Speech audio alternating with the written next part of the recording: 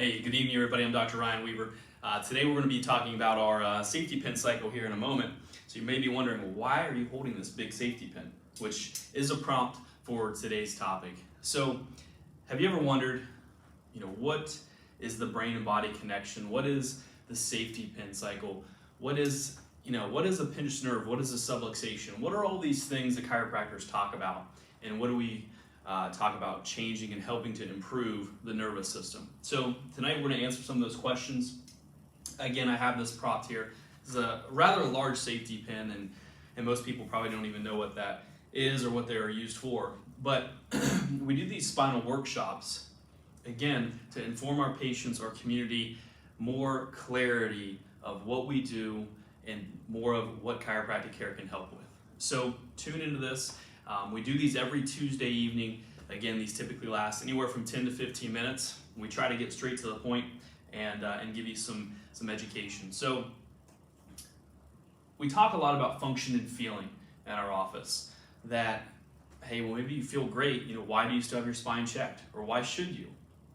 Well, it really comes down to our safety pin cycle here. This has been around chiropractic for a long, long time. What is a safety pin represent? Well, maybe you're more familiar with a feedback loop or even some kind of circuit. The easy example, the light above me, okay? Whether we turn a switch on or off, opens or closes a circuit so that electricity can get through. And that's really what this prompt here, the safety pin, shows. So let's give the example if this upper portion is our brain and if this lower portion is the rest of our body. So we have a flow in and out. Our brain is constantly communicating with our body, and our body is interpreting sentences, our position, proprioception, equilibrium, all kinds of things like that, and it feeds it back to our brain. Well, in this example, with this being unhinged, the information goes out, but doesn't make it all the way back in. We say in chiropractic, that's a subluxation, a misalignment, and that can lead to improper function of our body. The sad thing about this is maybe we don't always have a symptom. And odds are symptoms are things that come on last minute. And that, again, we usually put things off or don't think about taking care of it. And then we end up with some disease. And even if you break, again, the root word down, disease, that means a lack of ease. Our body's not at ease. It's not at equilibrium. It's not relaxed. It's not thriving as it should be. But if we have a spine and a nervous system without subluxations, so our brain and body continue to interpret information, then our body functions as best as it can be. It's optimal performance, one would say, and thriving. Well, the next question is, well, what in the world causes this to happen? What causes subluxations? Well, easy ones, we can think of traumas. Falls, car accident, slips and falls, and we talk about these 3 T's, the first one there being a trauma.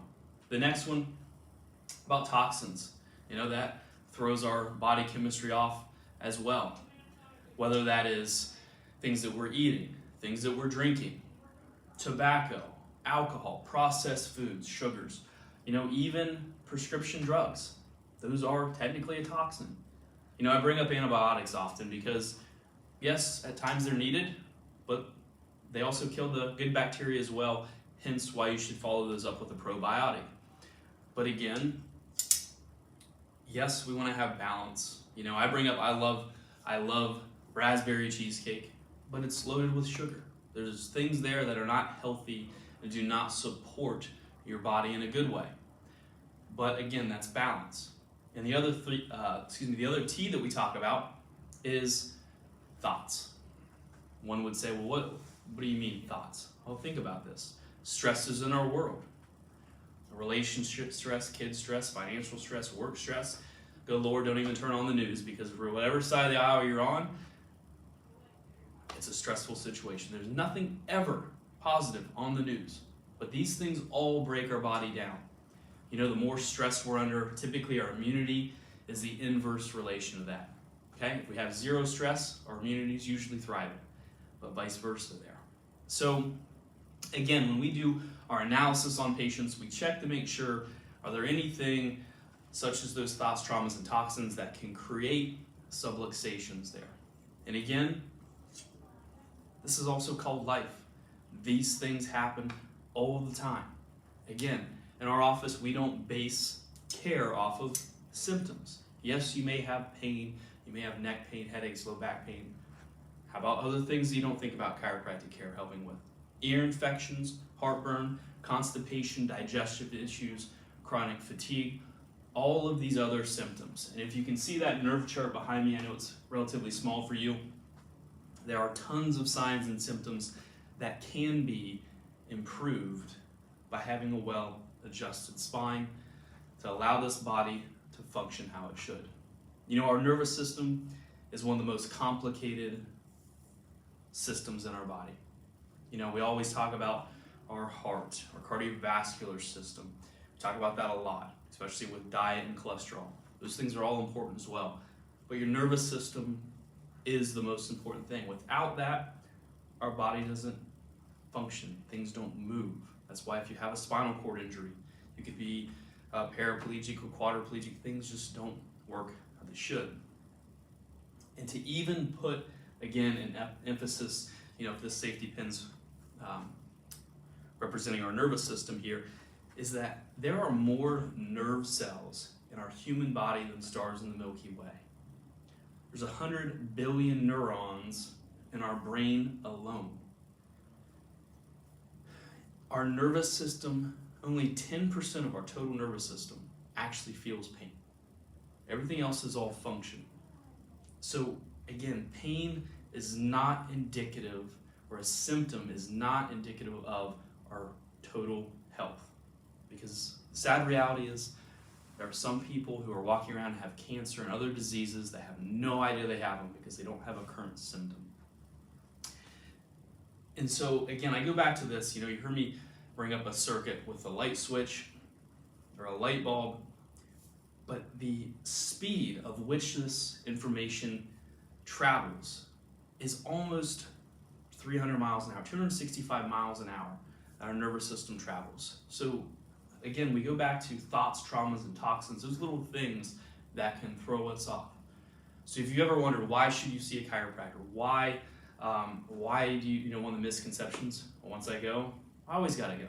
Oh, there's no locks on the door that are keeping people here, because people who are well adjusted notice a difference and don't, again, look at it as pain management. It's allowing our body to thrive and function at its optimal performance. So, if you ever see a safety pin in a chiropractor's office, wherever you may be, or one of these nerve charts, function of our spinal nerves back here, that is again how we view our safety pin cycle and how this can help our body overall thrive, regardless of the symptom, that's allowing our body to communicate as best as it can. So, every Tuesday, just as we talk about the safety pin cycle today, we talk about other varying health topics. You know, the ones coming up, prescribed epidemic. We have an open mic night where Dr. Helms and I are going to talk about some of the new things that we may be seeing in the office. Maybe there's a buzz on some social media topic. And then the other topic is the power that made the body heals the body. Now we're going to be switching a few of the dates and those topics in terms of which ones are coming up. But tune in every Tuesday. We try to keep these directly right to the point. But again, I stress you, if you have never been to a chiropractor, if you just want your spine checked, which you should, you know, because that gets way overlooked in most wellness checks, your spine and your nervous system, okay? So go to a chiropractor, have that checked out, and see how this can help prevent things in the long run that are easier to deal with now than putting off and waiting for those symptoms. So thank you all for being on here. We'll look forward to seeing you at our next spinal workshop, again, Tuesday evenings at 6:30. So stay well, stay healthy. We'll see you soon.